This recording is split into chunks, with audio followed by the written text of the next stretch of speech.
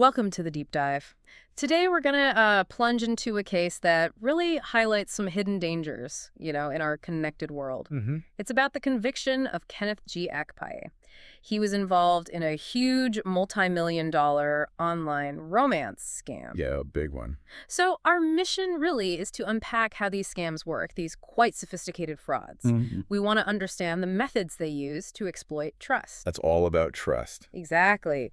And pull out the key lessons from this specific case so you, listening, can stay informed, stay safe. And it's definitely a critical topic because the scale of these online romance scams, it's just way bigger than most people realize. Really? Oh, yeah. And what's really insidious is how fast they escalate. They impact lives, finances, not just here, but like globally. It's a pervasive problem, sort of designed to get past our usual skepticism. Okay, let's get into it then.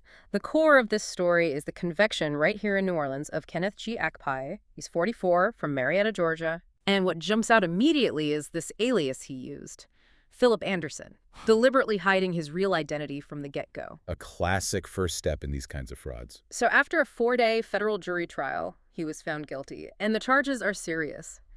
Conspiracy to commit mail and wire fraud, money laundering, and mail fraud. Heavy charges. For people maybe less familiar, could you quickly break down what mail and wire fraud actually means in a digital scam context? And why is money laundering separate and so important here? Sure. So mail and wire fraud, broadly speaking, it means using the postal service or more often now electronic communications, emails, texts, calls, as part of a scheme to defraud someone, to trick them out of money or property. Okay, so the communication channel. Exactly. It's kind of the backbone charge for a lot of online cons. Money laundering, though, that's different. That's about hiding where the illegal money came from. Making dirty money look clean. Precisely.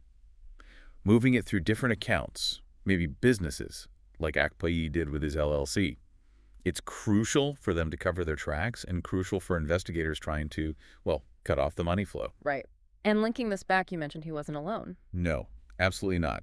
Akpai was part of a larger international fraud network. This isn't just one person, it's organized crime, operating with a level of coordination that makes it, frankly, much more dangerous. An organized network. So once they had that set up, how did they actually find and hook victims? Which platforms were they using? Well, the information suggests they primarily targeted women globally, and their main hunting grounds, places many of us use daily.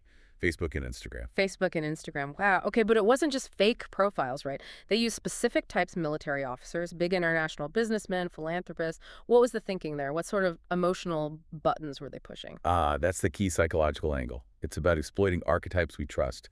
A high-ranking military officer that suggests honor, duty, maybe protection. Just safety. A global businessman, stability, success. A philanthropist. Generosity, morality. These aren't random choices.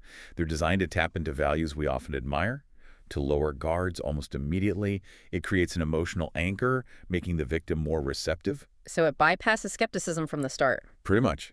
And this wasn't quick. They spent time, sometimes months, building this emotional rapport before moving the conversation off Facebook or Instagram. Where did they move? Usually to encrypted apps like WhatsApp. And that move itself is a huge red flag. Why is that? Because encryption makes it much harder for law enforcement to track communications. It gives the scammers more cover.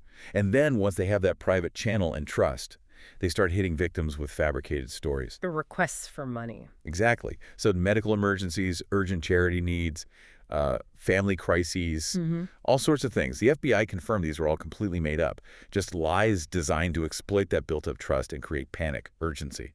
Get them to send money without thinking clearly. Okay, so the emotional trap is set, the urgency is created, but how does that turn into actual cash for the network? What was Akpai's specific role in that financial pipeline? Akpai was the money man, essentially. His role was absolutely critical. Using that Philip Anderson alias, he ran a company called KGA Auto Brokers, LLC. An auto broker. Yeah, operated right from his home in Marietta. But it seems this business was basically a front, set up specifically to process the money coming in from the victims. Laundering it. Exactly. And he was pretty brazen about it. He opened multiple bank accounts, moved money between them constantly, all to make it incredibly difficult to follow. Do you have an example? A striking one.